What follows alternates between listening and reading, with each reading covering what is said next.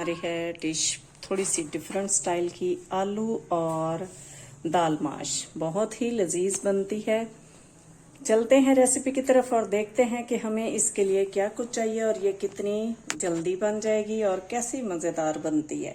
चलिए रेसिपी की तरफ।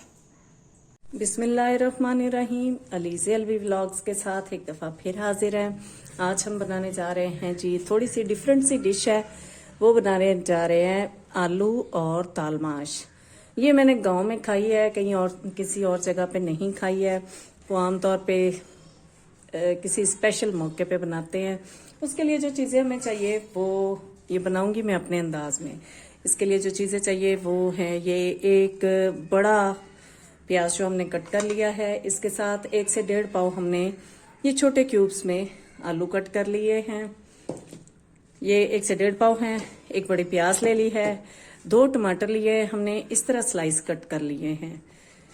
इसके साथ हमें जो चाहिए ये 1 टीस्पून हमने ले लिया गरम मसाला, 1 टीस्पून से 1.5 टीस्पून के करीब हमारे पास ये है काली मिर्च जो कुटी हुई है, 1 टेबलस्पून हमने लिया है खुश्क धनिया पाउडर, 1/2 टीस्पून से थोड़ी सी ज्यादा हमारे पास हल्दी है और 1 टीस्पून हमने ले लिया है सुर्ख मिर्च। इसके साथ 1 टेबलस्पून भर के हमने ले लिए है कसूरी मेथी, 1 टेबलस्पून भर के हमने ले लिया है जीरा पाउडर और 1 टीस्पून से थोड़ा ज्यादा हमारे पास नमक है। ज्यादा जरूरत हुई तो और शामिल कर लेंगे। गार्निश के लिए हमने ये हरा धनिया और हरी प्याज ली है। इसके अलावा हमारे पास है ये अदरक का 2 इंच का टुकड़ा हमने लिया है। इसमें अदरक काफी मिकदार में जाता है, तो अदरक का टुकड़ा हमने हाफ जो है वो इस तरह जूलियन का ये चॉप कर लिया है और हाफ को ये जूलियन काटा है। ये हरी मिर्चें हैं हमारे पास, 8-10 हरी मिर्चें ली हैं, ये भी बहुत अच्छे टेस्ट के लिए होती हैं। और दाल हमने ली है 1.5 पाव, 1.5 पाव ही हमारे पास आलू है, 1.5 पाव हमने लिए हैं दाल। तो बनाते हैं, चलते हैं अपने पैन की जानिब और आपको बताते हैं कि हमने इसमें और क्या कुछ शामिल करना है। 1/2 कप हम इसमें ऑयल शामिल कर देंगे अपने प्याज में और प्याज को फ्राई कर लेते हैं। बहुत ही लजीज बनती है। ये जी हमारा ऑयल इसमें चला गया है और इसको हम फ्राई कर लेते हैं। थोड़ा नमक इसमें शामिल कर देते हैं ताकि जल्दी से हमारे प्याज सॉफ्ट हो जाए।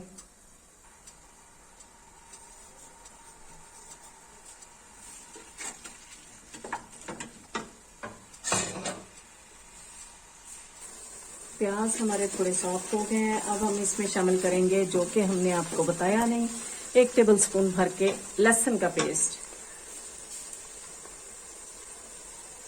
ये लहसुन पेस्ट हम इसमें शामिल करेंगे।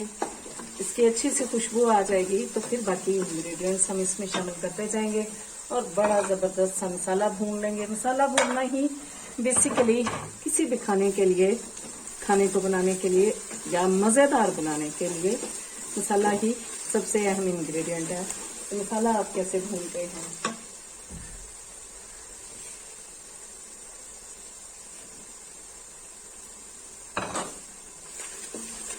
ये हमारे लहसुन की बड़ी प्यारी सी खुशबू आनी शुरू हो गई है, तो अब हम इसमें ये टमाटर शामिल कर देंगे।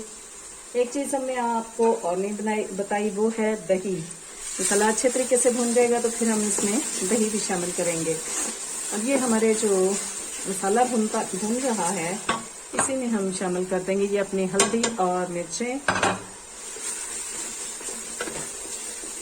साथ ही हम इसमें शामिल कर देंगे अपने आलू। मसाला भुनने के साथ साथ हमारे आलू भी डन हो जाएंगे। दाल माश जो है वो हमने बॉईल कर लिया है, वो आपको दिखाते हैं। ये इस कदर गली होनी चाहिए, ये आपको दिखा देते हैं। ये देखें, ये बहुत जबरदस्त सी हमारी दाल माश जो है वो रेडी है। बस हमने इसको बनाना है इसमें शामिल करके,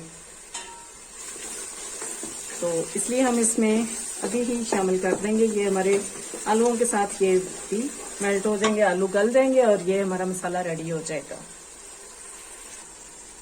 आलू शामिल कर दिए हैं और इनको भूनते जाते हैं ताकि ये अच्छे तरीके से इसमें नमक और सारा टेस्ट जो हमारे खाने का वो इसमें शामिल होता जाए।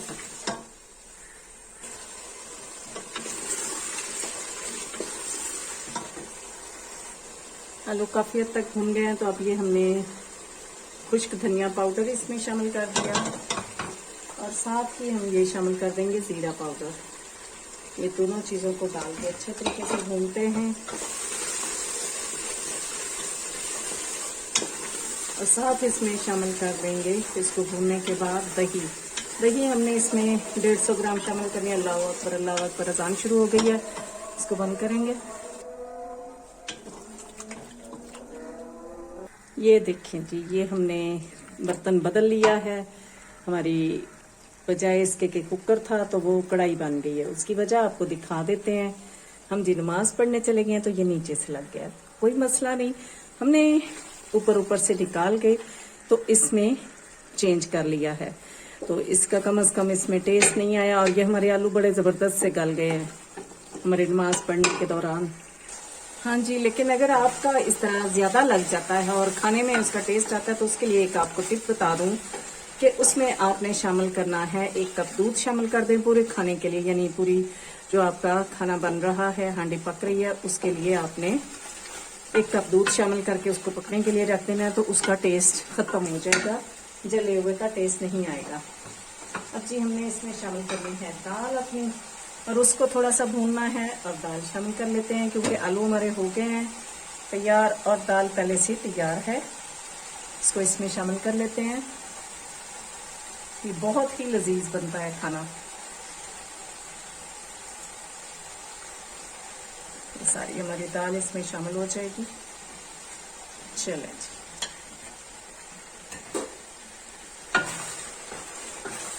अच्छे से भून लेते हैं।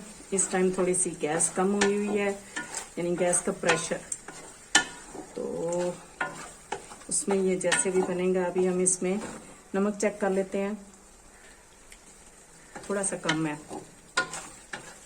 बाकी चीज़ें शामिल कर लेते हैं। इसमें ये कुटी हुई काली मिर्च और गरम मसाला शामिल करेंगे।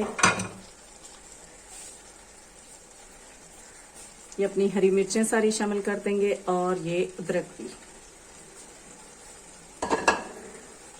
क्योंकि हमारी दाल भी तकरीबन पकी हुई है और आलू भी गल गए हैं।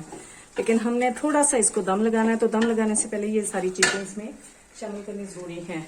और ये थोड़ा सा नमक इसमें बच गया तो वो भी इसमें शामिल कर देते हैं। और ये कसूरी मेथी हमने इसमें शामिल की है।